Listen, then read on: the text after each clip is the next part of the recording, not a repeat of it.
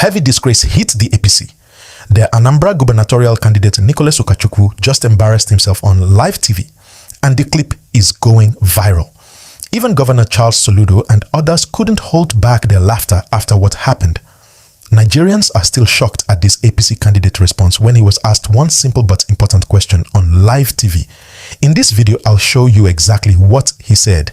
But first, let's watch Governor Soludo's reaction to it. I will be right back. People thought it was like a joke. Oh, well, last night, who advised him to go on TV last night? Oh, his enemies are many. They continue to encourage him to go to TV. And he went to TV last night, hello man. Because the interview was in English.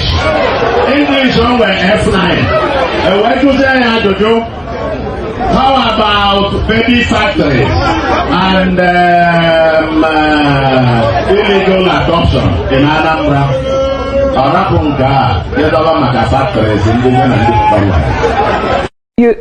You must have also heard of increasing rates of baby factories in Anambra State, and there are fresh incidents of violence and encroachment on farmlands. First, what is your assessment of the rising cases of baby factories and illegal adoption rings in Anambra State?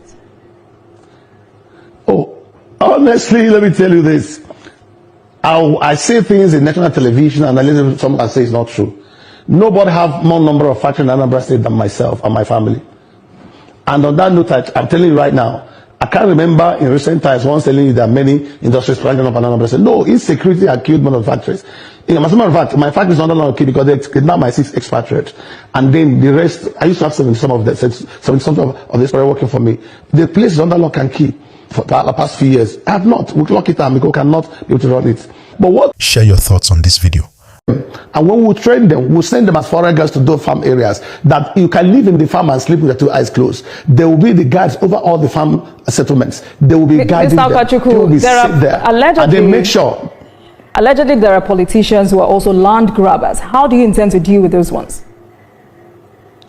When there's a will, government wills. Land grabbing is something everybody knows that it cannot work when there's a will. You can't take what does not belong to you and then pretend that it belongs to you. It can work. If there's a will and government actually gives proper documentation of what is available, nobody can cross the line now what it is. It's when there's no will and then government patronages, those who feel that their government talks now begin to do this because government feel they owe them. That's why we are not monetizing Anambra State for anybody. We are telling people this who we are and this is what we're coming to do. And judge from where we know us from and what we have done in the state. If I tell you I have built the whole world, you may not understand, you may not believe because you don't see. If I say to you, I built factories in Anambra State, you don't need to be said because you know what it is, you can go there. If you're telling you we have investment in Anambra State, you don't need to be told. As a family, I don't think, maybe among the first 10, 20 families that have highest investment in Anambra State, you can count our family as one of them. That's what they can go judge for. In our community, all the roads there that leads to all the villages in our community, we are third. Community effort. They can see it that is there. I won't talk about the things how many people have gone through scholarship through us and then whatever it is. Even in European Union, Nigeria, the school fee is over 2.7 million naira by a particular cost. But I know how many people are going to school there from poor families that cannot afford it, so that the poor can meet with the rich and then have kind of networking. At the end of the day, that stigma or this complex of being a poor does not matter. There's about where you are will not make you to be in a disadvantage. I grew from that point of being from poor family to wherever God brought me now. So I wanted to build that dichotomy, brings them closer together to know they are the same, irrespective of what disadvantages you have growing up. You can make it up later. So these are the things we're talking about. So it will stamp out land grabbing and then project things in a way and manner that it will legally and right. And then our people are people that they are very hardworking. The entrepreneurial in nature. They want something to be done. It's not deception whereby you say, I will train one skill for 2 days, whatever. And the later Anambra State calling you names that all you have told us are lies. No, that's not what I'm coming to say. No, it's not what I'm saying. We're talking from the point that whatever we say is what we'll do. So we want to train you and tell you what to do and how to do it. There's no better person in Anambra that can tell people this how to be able to make money and come out of poverty to having something to do better than me, because I have passed through that journey to where I am. It's not people who has been doing one to the other and then got political appointment, all of a sudden, boom. People doesn't ask questions. Is it their allowance? Is it their salary? Is it the overhead? How do they got to that point? They will not ask questions. But nobody can ask me that question because they know where I'm coming from.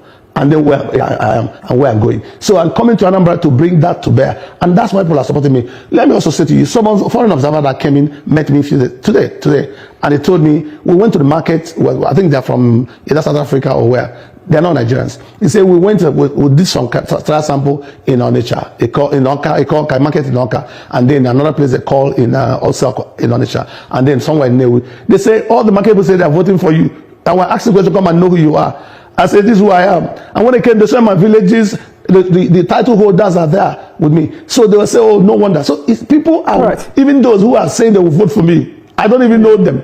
But because they've known that if I say I will do something, I will do it. All right, then. I'm not coming to deceive them. I'll make Anambra because of time. The world. Let's look at the education and health sectors. These are sectors that are still struggling, especially in many rural communities. What is your plan to revitalize public schools and health centers? You see, that's one of my heartbeats. Because you see just a room and parlor, they will write a specialist hospital and maternity. Continue from where we stopped. Thank you very much. I mean, it's a very important conversation because, many of these cases stem from poverty, unemployment, and gender-based violence. I'm wondering, how does your manifesto address these root causes? You see, apart from what I'm saying, the summary was quite on point. Why? Part of some of the insecurity issue we're having is because the youth have no job, and many even graduates who have graduated have no job. Those who could not have the liberty of traveling abroad or also have done some certain investigations or certain things. We have spoken to some certain people. Maybe also it should interest you also, my audience, to hear that I'm not holding brief for any security division of the Anambra State, but I can speak authoritatively that the current governor has not given police or army or DSS or up to 5-10 vehicles since 3 years and 6 months or more. How do you want them to fight crime? It's only when they set up this Quack, Udokachi, and Agone Chamber, they bought some second-hand branded vehicle. When other states are buying new vehicles and nothing actually to show for it. Don't forget, in the past few months, Anambra State is getting 1.8 billion or thereabouts from derivation as being part of a produced country, a state, or a produced state. But go to those communities that are doing it. They have not put one trip of sand, talk less of doing one thing there. They have done nothing. Completely nothing. Nothing to show for it in that local government. No single project have they done. What they did recently is to go and paint the hospital that was built by a former governor, and then brought some people and said they did operation, and then 4 people operated on, and they have 200 patients. And this is a governor say lying on national TV, and then there are 200 patients that they're in the hospital, that by tomorrow it will be more, even when the whole community were sick. And then people now, in this era of investigative journalism, journalists now went there to go and see those patients that were operated the next day. Only goat and cows were, only goat and cock were everywhere. There's no single staff, there's no nurse, no doctor, nobody. The place was just empty. And they were made it public. It's not for people are seeing it there. So this is the only thing they did. And the people say, we don't want you anymore. So I've come to a point to say to them, there are things we are coming with that will bring people out of poverty to make them have economic potentials. Like what I said about power, and selling it back to them. Also, agri-chain. You see, the way Amana will do agriculture in Nigeria, the president have now created some certain other things, including agri-funding companies and insurance, whatever, that will help agriculture move on. Because I went to Zambia, I went to Tanzania to do studies in the why things have changed. Because some of those South African farmers move back to those countries and realize that the agri-chain works. And when they call it a chain, it's like a chain that's in a circle, meaning there's somebody that will take the sample of your land and go and test in a lab and say to you, you can plant corn here or plant here and here or plant maize here, that this is what can grow here. Once after testing it, they stamp it. The insurance company will ensure you that anything you cultivate here, plus or minus 10%, you are going to get it. So that's now give the immune kind of boosting for the farmer that is doing it. When the insurance stamp it, then now you see factories, the other companies, those farm implementers, those that will come prepare the ridge or clear the site and then put irrigation or whatever you need to farm, they will come because they know that they are going to get back their money because there's a study that's proven. And when that is done, then somebody will now come and say, I have improved seed, I will give you. I see how the chain is going. I'll give you an improved seed, and then you can cultivate this seed, and it will give you that harvest you are looking for. Because the person that tested would have given a recommendation.